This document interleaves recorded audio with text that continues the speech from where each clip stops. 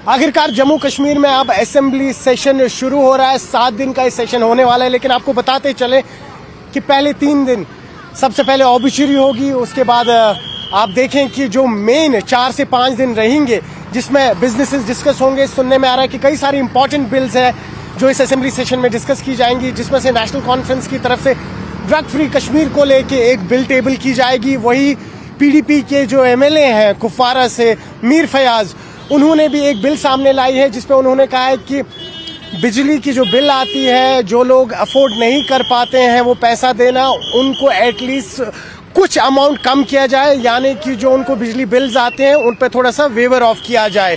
वही एक सबसे इम्पॉर्टेंट रेजोल्यूशन सुनने में आ रहा है कि आएगा, जो हमने हाल ही में यहाँ पे देखा कि किस तरह से बाढ़ के चलते हुए कई सारी आपदाएं आई, जिसमें सबसे ज्यादा नुकसान यहाँ के एग्रीकल्चरिस्ट को, स्पेशली एप्पल फार्मर्स को हुआ है। उनके लिए किस तरह से मुआवजा पेश किया जाएगा, या आने वाली सिचुएशन के हिसाब से उनके लिए क्या कोई नए रूल्स बनाए जाएंगे जो कहीं ना कहीं हमने नुकसान देखा उससे बचने के लिए। तो कुल मिला के अगर बात की जाए, 4 से 5 दिन का इम्पोर्टेंट ये बिजनेस सेशन रहेगा, जिसमें उम्मीद यही है कि कई सारे ऐसे इंपॉर्टेंट इश्यूज, जिसमें रेगुलराइजेशन ऑफ डेली वेजेस है, जिसमें रैशनलाइजेशन ऑफ रिजर्वेशन है, ओपन मेरिट को लेके स्टूडेंट्स की देरी ना मांग है, और भी कई सारे ऐसे इंपॉर्टेंट इश्यूज हैं लैंड रिजर्वेशन को लेके, क्या वो सामने रखे जाएंगे, या फिर इस बार जैसा हमने पिछली बार देखा था जब असेंबली में हुआ था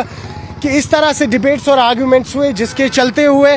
जो लोगों के असल मुद्दे हैं वो कहीं ना कहीं बैक बर्नर पे चले गए। तो उम्मीद यही है, छोटा सेशन है लेकिन कहीं ना कहीं लोगों के जो रियल मुद्दे हैं इस बार असेंबली में वो एड्रेस किए जाए। न्यूज़ 18 के लिए अयूब खान के साथ श्रीनगर से मैं सरोज कफील।